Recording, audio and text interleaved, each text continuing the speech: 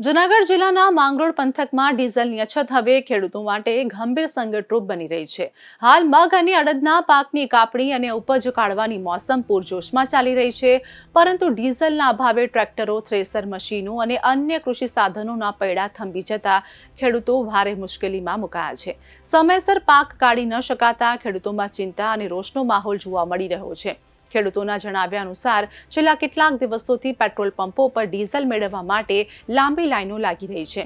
અનેક ખેડૂતો વહેલી સવારે જ ડીઝલ લેવા પહોંચી જાય છે, છતાં કલાકો સુધી રાહ જોયા બાદ પણ ડીઝલ મળતું નથી। કેટલાક વિસ્તારોમાં તો થોડા જ સમયમાં ડીઝલનો જથ્થો સમાપ્ત થઈ જતા ખેડૂતોને નિરાશ થઈ ખાલી હાથે પરત ફરવું પડી રહ્યું છે।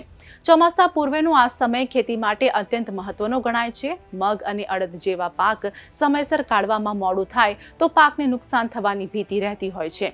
હાલની ગરમી અને બદલાતા વાતાવરણ વચ્ચે ખેતરોમાં તૈયાર ઉભેલા પાક બગડી જવાની આશંકા ખેડૂતો વ્યક્ત કરી રહ્યા છે। અમે ગોરજ ગામના વતની છીએ।